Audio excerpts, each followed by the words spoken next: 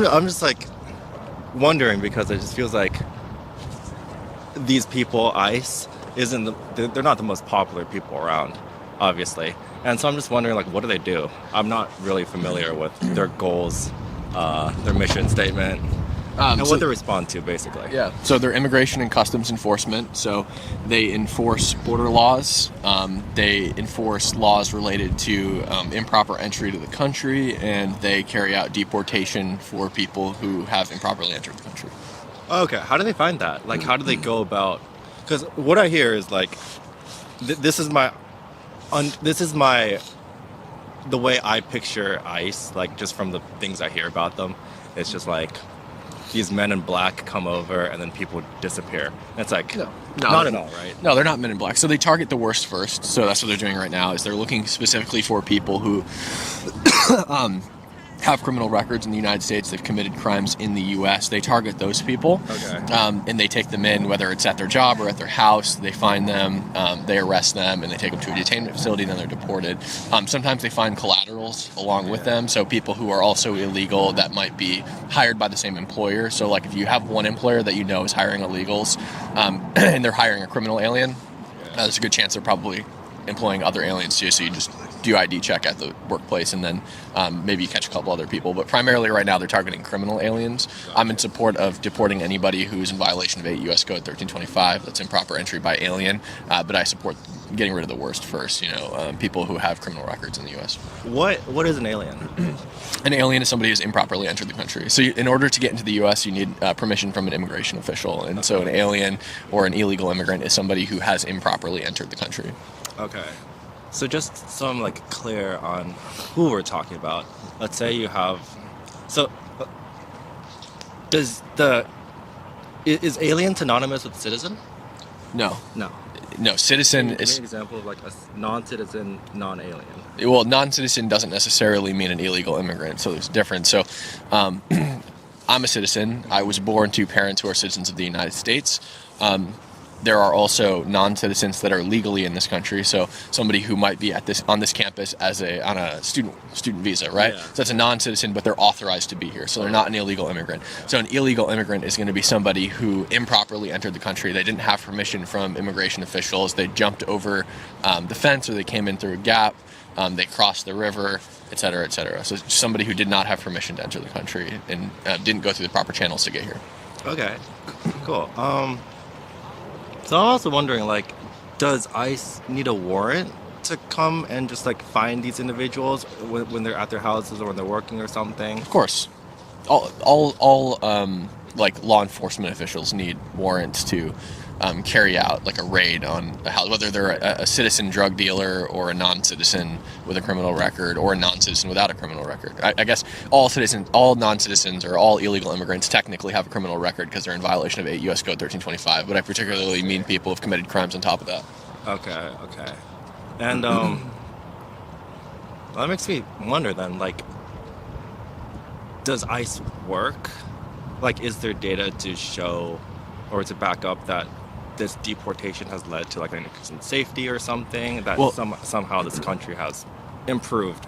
Well, border crossings are down by 90% since Trump has taken office, according to Border Patrol. So I think that a clear enforcement of the law and strength at the border has clearly disincentivized people to illegally cross, considering the fact that we're down 90%. I'm not talking about like the border. I'm talking about like coming here and like picking people out kind of thing. Yeah, well, okay, so the reason that we'd want to kick people out, the reason that we'd want to have border law, would you agree that like we should have immigration laws? Yeah.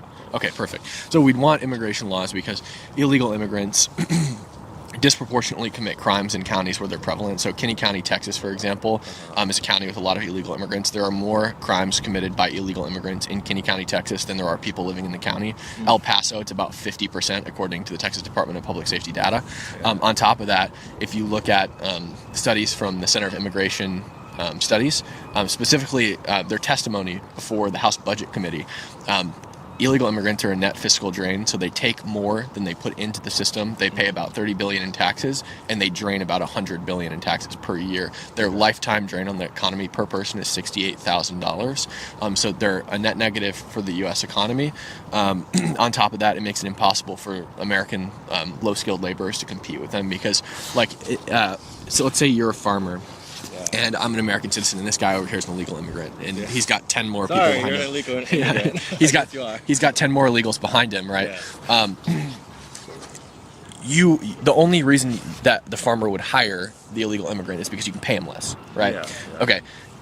Now, that's a mutually destructive situation. So if he rats on the farmer, both of them go to jail. If the farmer rats on him, both of them go to jail, right? Whereas if the farmer were to hire me, an American citizen, and pay me the same he'd pay an illegal immigrant, I could report him and he'd go to jail and I'd be fine because I haven't broken any laws. Yeah. So there's not that mutually destructive situation. And because of the fact that you could hire 100 illegals for the price of one American, that creates a situation where I could never compete in a low-skilled labor market with the illegal immigrants.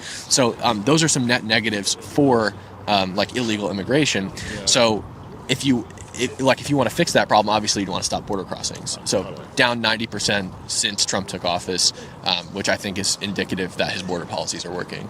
Yeah. Okay. This is a bit separate, but then what would be the difference between an illegal immigrant and someone who just has committed a crime who hasn't been prosecuted yet?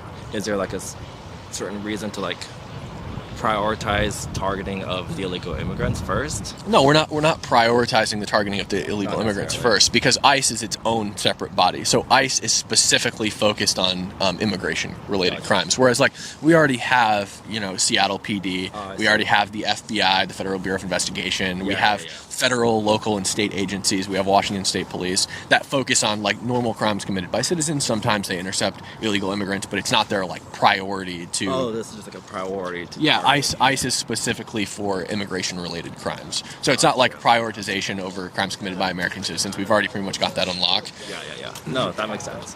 So then, what's your opinion on immigrants who are illegal but just they just crossed illegally, but besides that, they haven't really done anything? Yeah, I think that they should be deported. I think that if you've crossed the border illegally, your first action entering this country was blatantly disregarding and disrespecting the laws of this country. And you're, on top of that, you're a net fiscal drain in the U.S. economy. You're disproportionately committing violence in the country, even if they haven't yet.